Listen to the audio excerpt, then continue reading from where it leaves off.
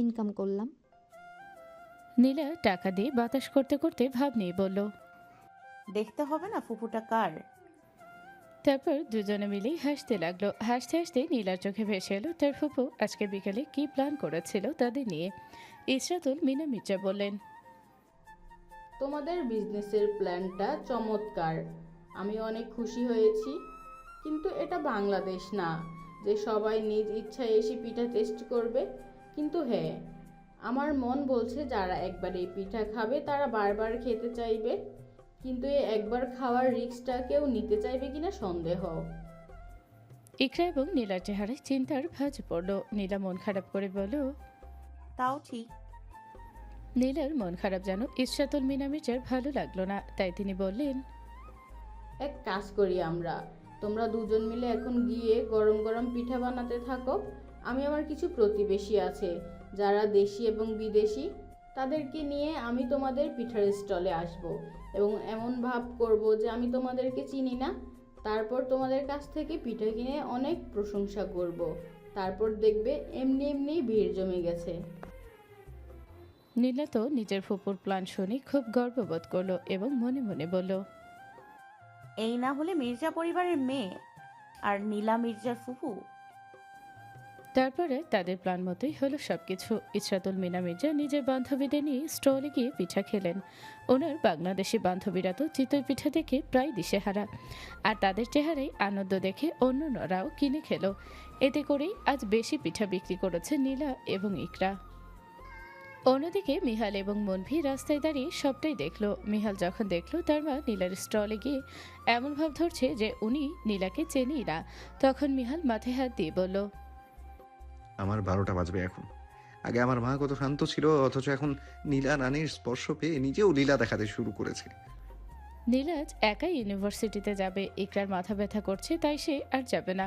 আর তাছাড়াও ইকরার তেমন জরুরি ক্লাস নেই আজকে, তাই না গেলেও চলবে। এই কারণেই নীলা আজ আর ক্যাব নিল না। ভাবলো যেহেতু একা একা যাবে তাই আজ না হয় বাসে করে যাক, এতে করে প্যারিস শহরটি বাসে করে দেখতে পাবে। নীলার অ্যাপার্টমেন্ট থেকে বাস স্ট্যান্ড বেশি দূরে না। নীলা বাস স্ট্যান্ডে গিয়ে কিছুক্ষণ বাসের জন্য অপেক্ষা করতেই বাস তার সময় মতন চলে এলো। ভিড় আছে মানুষের অনেক।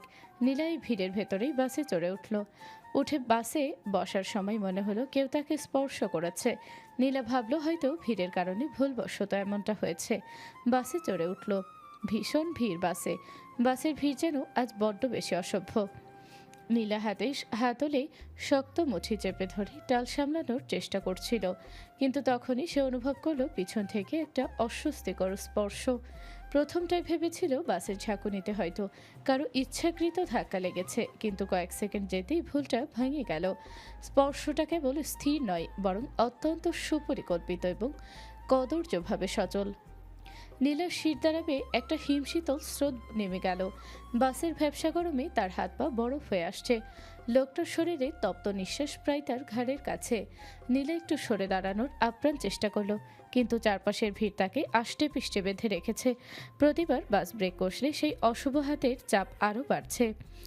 ঘেন্নায় অপমানে তার চোখ ফেটে জল আসতে চাইছে, কিন্তু গলার কাছে একটা পাথরের মতো পিষ্ট আটকে আছে। চিৎকার করে প্রতিবাদ করতে গিয়ে যেন সে শব্দ হারিয়ে ফেলেছে। বাসের সাধারণ হট্টগোলের মাঝে অত্যন্ত নিঃশব্দে কেউ একজন তার অস্বস্তিকে অপমান করে চলেছে, আর তার পাশের মানুষগুলো নির্বিকার মুখে জানালার বাহিরে তাকিয়ে আছে। কিন্তু নীলা তো চুপ করে থাকার মেয়েই না। পেছনে ফিরে দেখলো এক যুবক তার দিকে তাকিয়ে লুচু হাসি দিচ্ছে। ঘৃণায় নীলার গা গুলিয়ে এলো। দাঁতে দাঁত পিষে যুবকটির দিকে অগ্নিদৃষ্টি নিক্ষেপ করে ফরাসি ভাষায় জিজ্ঞেস করলো, সমস্যা কি আপনার? মেয়ে মানুষকে দেখলেই ছুতে ইচ্ছে করে? যুবকটি কিছু বলল না, বরং সাহস করে নীলার বুকের দিকে হাত বাড়াতে লাগলো। বাস তখন একটি স্ট্যান্ডে থেমেছিল, তাই পেছন থেকে কয়েকজন লোক নেমে যাওয়ায় ভিড় কিছুটা কম হয়। নিজের বুকের দিকে বাড়তে থাকা হাত দেখে নীলার মাথায় রক্ত চড়ে বসলো। রক্ত চোখে তাকিয়ে যুবকটির হাত শক্ত করে চেপে ধরল। যুবকটির চোখ বিস্ময়ে বড় বড় হয়ে গেল। নীলা বাম হাত দিয়ে যুবকটির হাত শক্ত করে ধরে ডান হাত দিয়ে কৌশে চড় বসালো। বাসের সবাই এক মুহূর্তের জন্য থমকে গেল। সবার দৃষ্টি এখন এই যুবক যুবতীর দিকে। চর খেয়ে যুবকটির ইগো হার্ট হলো। সে কিছু বলতে যাবে, তার আগে নীলা নিজের সর্বোচ্চ শক্তি দিয়ে যুবকটিকে ধাক্কা দিল। এই অনাকাঙ্ক্ষিত ধাক্কার জন্য যুবকটি প্রস্তুত ছিল না এবং পেছনে মানুষ না থাকায় পড়ে গেল যুবকটি। নীলা আজকে হিল পরে এসেছিল। রাগে জেদে যুবকটির দুই পায়ের গোপন স্থানের মাঝখানে হিল সমেত পা রেখে ভয় দিয়ে দাঁড়ায় এবং বলে, ইউ আস্কড ফর দিস। যুবকটি ব্যথায় চিৎকার করে উঠল। সবাই অবাক দৃষ্টিতে এদিকেই তাকিয়ে আছে। নীলা নিজের পা সরিয়ে বলতে লাগলো, you should be ashamed before touching girls in a bad way. I hope you not want to touch any girl from now on. বাসের মানুষের যা বোঝার বোঝা হয়ে গেল। এটা বাংলাদেশ না যে মেয়েদেরকেই দোষারোপ করা হবে। নীলার সাহস দেখে সামনে থাকা একটি মেয়ে তার পেছনে দাঁড়িয়ে থাকা যুবকটিকেও থাপ্পড় দেয়। হয়তো ছেলেটিও তাকে বাজেভাবে ছুঁয়েছে। তারপরে বাসে থাকা লোকজন এই দুই যুবককে বাস থেকে নামিয়ে দেয় আর সবাই নীলার জন্য তালি বাজালো। যুবকটির বন্ধুরা মিলে তাকে ধরে নিয়ে গেল। আজকে লিসা ইউনিভার্সিটিতে এসেছে ঠিকই, কিন্তু সে খুব চুপচাপ। নীলা ক্লাসরুমে ঢুকেই চোখ ছানাবড়া হয়ে গেল লিসাকে দেখে। আজকে লিসাকে চুপচাপ দেখাচ্ছে। নীলা অবাক হলেও পরক্ষণে খুশি হলো লিসাকে শান্ত দেখে। নীলা সামনের সিটে বসলো। নীলা বসতেই লিসা এসে নীলার পাশে বসলো। নীলা কিছুটা অবাক হলেও লিসাকে পাত্তা দিল না। লিসা নিচু স্বরে বলতে লাগলো, তুমি কি কোনো গুন্ডি? নীলার চোখ আপনা আপনি বড় হয়ে গেল লিসার কথা শুনে। সে বুঝতে পারছে না লিসা হঠাৎ তাকে এমন প্রশ্ন কেন করছে, কিন্তু তাকে তো জানতে হবে সবটা। তাই স্বাভাবিকভাবেই বলল, তোমার যদি আমাকে দেখে গুন্ডি মনে হয় তাহলে আমি গুন্ডি। লিসার চোখ বড় বড় হয়ে গেল। এখন তার মনে হচ্ছে নীলা সেদিন তাকে কিডন্যাপ করেছিল। সে তো এটার প্রতিশোধ নিয়েই ছাড়বে। তাই নীলার কানের কাছে গিয়ে রাগান্বিত কণ্ঠে বলল, তাই বলে আমাকে কিডন্যাপ করবে তুমি? আমাকে ভয় দেখানোর সাহস করেছো তুমি? এত সহজে তো তোমাকে আমি ছাড়ছি না। আর কিডন্যাপ যেহেতু করেছিলে তাহলে পুরুষের সাহায্য নিলে কেন? আর আমার সামনে আসতে সাহস থাকলে কিন্তু তুমি তা না করে অন্য রুম থেকে পুরুষকে দিয়ে কথা বলিয়েছো। এই তোমার সাহস? লিসার কথা শুনে নীলার যেন আকাশে চোখ বড় বের হয়ে আসার উপক্রম। লিসাকে কেউ কিডন্যাপ করেছিল এবং লিসা ভাবছে সেই ব্যক্তিটি নীলা। কিন্তু নীলার কেন জানি মিহালকে সন্দেহ হচ্ছে। নীলার সন্দেহ তখনই পরিষ্কার হয়ে গেল যখন লিসা বলল, আর ওই পুরুষ কণ্ঠ অনেকটা মিহাল স্যারের মতন। তোমার কি মনে হয় এসব করে আমার এবং মিহাল স্যারের মাঝে ঝামেলা তৈরি করতে পারবে? তাহলে ভুলে যাও, মিহাল স্যার কেবল আমার। লিসা যে এতক্ষণ ধরে নীলাকে অহেতুক দোষারোপ করে যাচ্ছে এতে নীলা ক্ষিপ্ত না হলেও যখন লিসার মুখ থেকে যখন শুনল মিহাল নাকি তার, তখন যেন নীলার মাথা গরম হয়ে গেল। নীলা জীবনে প্রথমবার কারোর ওপর হিংসা অনুভব করলো। এতক্ষণ নিজের বইয়ের দিকে দৃষ্টি থাকলেও এখন লিসার দিকে তাকালো এবং দাঁতের দাঁত চেপে বলল, আমার সাহস আমি এখনো দেখাইনি তোমাকে। আর বেশি মিহাল মিহাল করবে না, জিভ টেনে ছিঁড়ে ফেলবো। মিহাল তোমার স্যার হয়, তার কাছ থেকে 1000 কিলোমিটার দূরে থাকবে, মাইন্ড ইট। নীলের হুমকি শুনে লিসার মুখ শুকিয়ে গেল। যত যাই হোক সেদিন রাতে কিডন্যাপ হবার পর থেকে সে নীলাকে কিছুটা ভয় পাচ্ছে।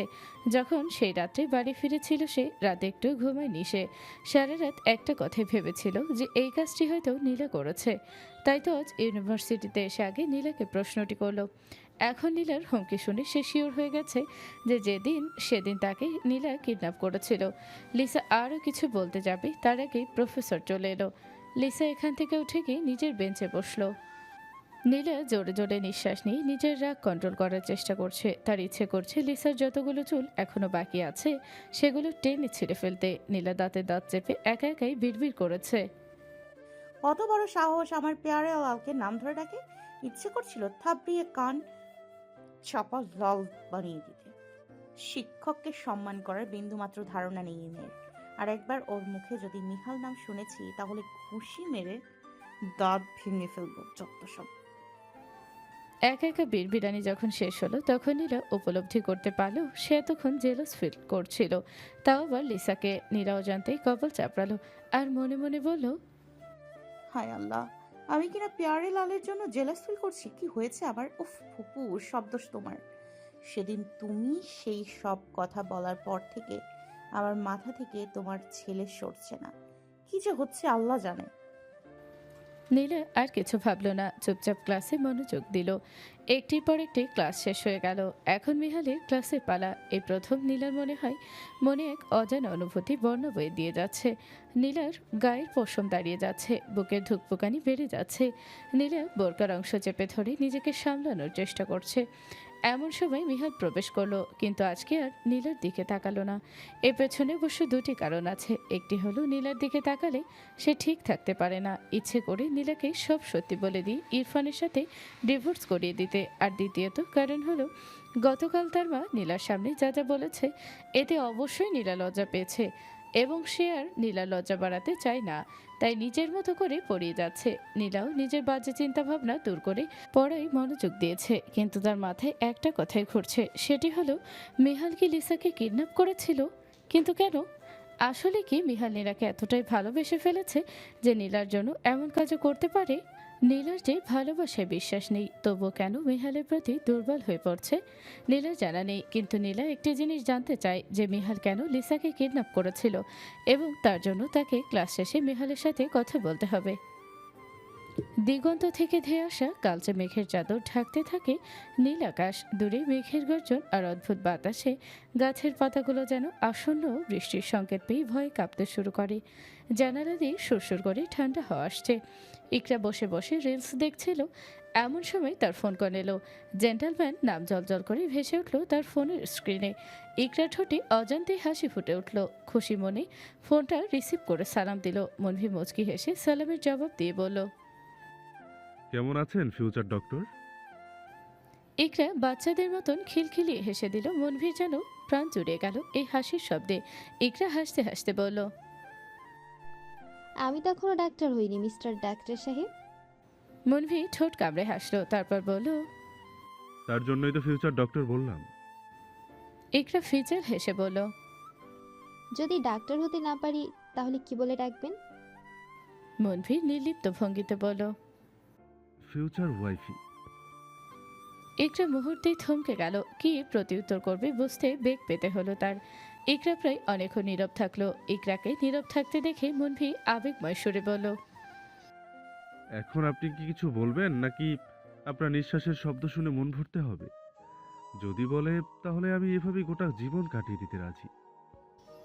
ইকরার শ্বাস ভারী হয়ে উঠল মনভির বলার কথা শুনে। হঠাৎ বাইরে ঝুম বৃষ্টি শুরু হলো। বারান্দায় গ্লাস এবং জানালাগুলো খোলা থাকার কারণে বৃষ্টির পানি আসছে রুমের ভেতর। ইকরা বিছানা ছেড়ে নেমে ফোন হাতে নিয়ে জানালা বন্ধ করে বারান্দার গ্লাস লাগাতে যাচ্ছিল। ঠিক সেই সময় মনভি গান গেয়ে উঠল, আগে কত বৃষ্টি যে দেখেছি শ্রাবণে, জাগেনি তো এত আশা ভালোবাসায় মনে, সেই বৃষ্টি ভেজা পায় সামনে এলে হয় ফোটে কামিনী, আজ ভিজতে ভালো লাগে শূন্য মনে জাগে প্রেমের কাহিনী, সেই বৃষ্টি ভেজা পায় সামনে এলে হয় ফোটে কামিনী, আজ ভিজতে ভালো লাগে শূন্য মনে জাগে প্রেমের কাহিনী, রিমঝিমে ধারাতে চায় মন হারাতে, রিমঝিমে ধারাতে চায় মন হারাতে। ইকরার বারান্দার গ্লাস বন্ধ করলো না, বরং মনভির গান শুনে সে নিজের দুই হাত দুই দিকে ছড়িয়ে চোখটা বন্ধ করে নিল। বৃষ্টির ফোঁটা এসে তাকে ভিজিয়ে দিচ্ছে, সেই দিকে তার কোনো ভ্রুক্ষেপ নেই। হয়তো প্রথম প্রথম অনুভূতি প্রেমের, হয়তো ইকরার তার জেন্টালম্যানকে ভালোবাসতে শুরু করেছে। ক্লাস শেষ হতে না হতেই সব স্টুডেন্টরা একে একে বেরিয়ে গেল। মিহাল ঘন্টা পড়ার সাথে সাথে বের হয়ে গেছে। নীলা কোনো মতে ব্যাগ গুছিয়ে ছুটে চলো মিহালের পেছনে। মিহাল করিডোর দিয়ে হাঁটছিল। হঠাৎ মনে হলো তার নীলাঞ্জনা তার খুব কাছে। এমন অনুভূতি হতে থেমে গেল। মনে মনে বলল, যদি নীলাঞ্জনাকে পাওয়ার সম্পূর্ণ চান্স থাকে তাহলে নীলা এখন আমার খুব কাছে থাকবে। কথাটি বলেই মিহাল যেই না চোখটা বন্ধ করলো, অমনি তার পেছনে থেকে নীলার কণ্ঠ ভেসে এলো। নীলা বলল, প্রফেসর কিছু কথা ছিল। নীলার কণ্ঠ শুনে মিহালের ঠোঁটের কোণে হাসি ফুটে উঠল, কিন্তু তার মনে হচ্ছে সে স্বপ্ন দেখছে, তাই চোখটা খুলছে না। নীলা যখন দেখল মিহাল এখনও তাকে পিট করে দাঁড়িয়ে আছে, সে মিহালের সামনে গিয়ে দাঁড়ালো। মিহালকে চোখ বন্ধ করে থাকতে দেখে তার কপালে ভাঁজ পড়ল। ভ্রুকুচকে জিজ্ঞেস করলো, চোখ বন্ধ করে আছেন কেন? মিহাল চোখ বন্ধ করে রাখা অবস্থাতেও বলল, চোখ খুললেই তুমি হারিয়ে যাবে নীলাঞ্জনা। চোখ খুললে হয়তো তোমার লীলা দেখতে পারি, লীলা রানী। কিন্তু নীলাঞ্জনা হয় ঠিক তখনই কাছে আসো যখন আমার চোখ বন্ধ থাকে। তাই তো তোমাকে নিয়ে কল্পনা করতে ভালো লাগে। মিহালের বলা কথাগুলো শুনে নীলার গালে লজ্জার আভা ফুটে উঠল। মিহাল কি বুঝতে পারছে তার কথাগুলো নীলাকে কতটা লজ্জা দিচ্ছে? হয়তো না। যদি জানতে পারতো তাহলে কি করত? নিজের বলা কথাগুলো বন্ধ করত, নাকি নীলাকে লজ্জা দেওয়ার জন্য আরো বেশি বেশি করে বলতো? নীলার জানা নেই। নীলা জানতে চায় না, কারণ পরে দেখা যাবে লজ্জায় আর ইউনিভার্সিটিতে আসতে পারবে না। নীলা নিজেকে সামলে বলল, লিসাকে কিডন্যাপ করেছিলেন কেন? মিহাল চোখটা বন্ধ রেখেই বলল, তোমাকে আঘাত করার চেষ্টা করেছিল তাই। কথাটি বলেই সঙ্গে সঙ্গে চোখ খুলে ফেলল। কি বলে ফেলেছে এবং কি ঘটছে উপলব্ধি করতে পারল সে। দেখলো তার সামনে নীলা বাহু ভাঁজ করে দাঁড়িয়ে আছে। মিহাল শুকনো ঢোক গিলে ভীতু হাসলো। নীলা সরু চোখে তাকিয়ে বলল, কেন করছেন এমন? আমি কি একবারও বলেছিলাম আমার জন্য এমনটা করতে? তাহলে কেন করছেন আপনি? কি বোঝাতে চাচ্ছেন? কি প্রমাণ করতে চাচ্ছেন? মিহাল কিছুক্ষণ নীরব থাকলো। সে নিজের মনের অনুভূতিগুলো এখন বলতে চায়নি, কিন্তু পরিস্থিতি এমন হয়ে গিয়েছে যে এখন তার সব সত্য কথা বলে দেওয়া উচিত। তাই এক দীর্ঘ নিঃশ্বাস ফেলে বলল, আই লাভ ইউ টু নীলা। নীলার মনে হলো যেন সে ভুল শুনেছে, আর সে তো আই লাভ ইউ বলেনি। তাহলে কেন মিহাল তাকে আই লাভ ইউ টু বলবে? নীলা বিরক্তি নিয়ে বলল, কিন্তু আমি তো আপনাকে আই লাভ ইউ বলিনি। তাহলে আপনি কেন আই লাভ ইউ টু বলছেন? আপনার কি মাথা ঠিক আছে? কথা বলতে বলতে তারা করিডোর পার করে ইউনিভার্সিটির গেটের কাছে চলে এসেছে। এদিকটা এখন ফাঁকা। বেশিরভাগ স্টুডেন্ট হয়তো চলে গিয়েছে, আর বেশিরভাগ স্টুডেন্ট লাইব্রেরিতে গেছে। আবার অনেকে ইউনিভার্সিটির অন্য পাশে বসে আড্ডা দিচ্ছে। মিহান বাঁকা হেসে নীলার দিকে ঝুঁকে জিজ্ঞেস করলো, কি বলনি আমাকে? নীলা নাক ফুলিয়ে বলল। I love you. মিহান মুচকি হেসে বলল। I love you too. Nila বড় বড় চোখে তাকিয়ে রইল মিহালের পানে। মিহাল ঠোঁট কামড়ে চোখ টিপ মারল। নীলার কাশি উঠল। এমন পরিস্থিতিতে পড়তে হবে সে ভাবতে পারেনি। নীলাকে কাশতে দেখে মিহাল হাসলো, কিন্তু মিহালের হাসি এক নিমেষে মিলিয়ে যায় যখন নীলা বলল, আমি একজন বিবাহিত মেয়ে প্রফেসর। মিহালের মুখটা চুপসে গেলেও সে নিজেকে যথাসম্ভব স্বাভাবিক রেখে বলল। আমি জানি নীলাঞ্জনা। নীলা অবাক হলো না, কারণ সে জানে যে মিহাল তার সম্পর্কে ভুল তথ্য জানে। কিন্তু নীলা মিহালকে স্বাভাবিক দেখে অবাক হলো, তবু কিছুটা রাগ দেখে বলল। কি চান আপনি?